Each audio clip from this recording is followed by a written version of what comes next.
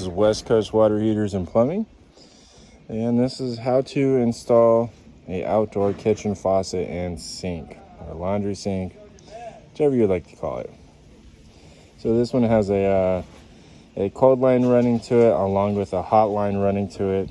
So you don't have to do the hot if you don't want to. It'd probably be on the simpler side if you didn't do the hot. But if you want to, it's definitely possible. All right, so on this one, when you're dealing with water, you want to make sure that you always shut off the water main to the front of the house. So the last thing we need is water damage. So most water lines, when they're coming in, they are 3/4.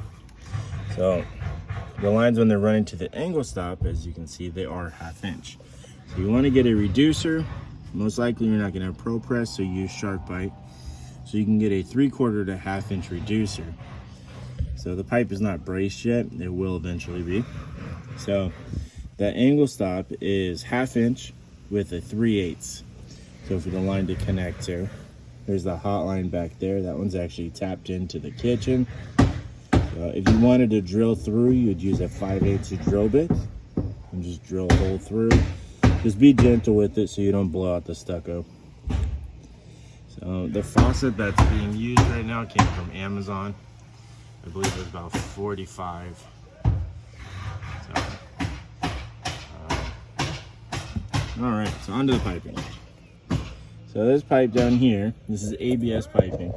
So that's a male adapter threaded into a 2-inch female adapter.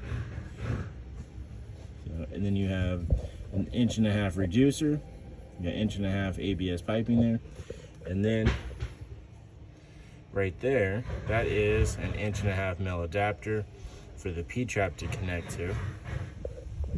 And then all of this piping right here, all this drain piping, actually came with the sink from Home Depot. So I believe the sink itself was probably about $240 or $220, somewhere along the lines of that.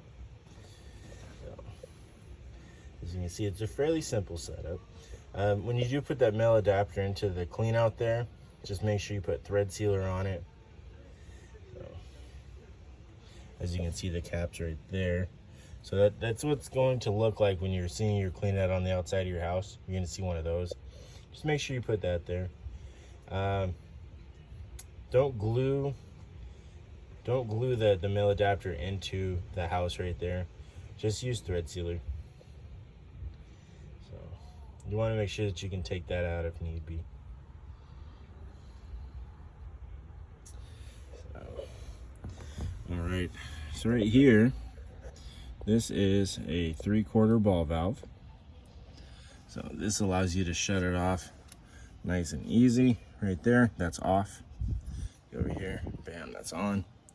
So I have Pro Press couplings on here, but that's because I wanted to change the angle of how this was sitting.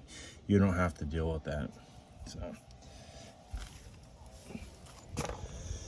yeah, again, this is West Coast Water Heaters and Plumbing. If you have any videos that you would like us to make, or if you do want to see a full install on how this is done, just send us an email at westcoastwaterheaterz with a Z at gmail.com, and we will do our best to get you a video.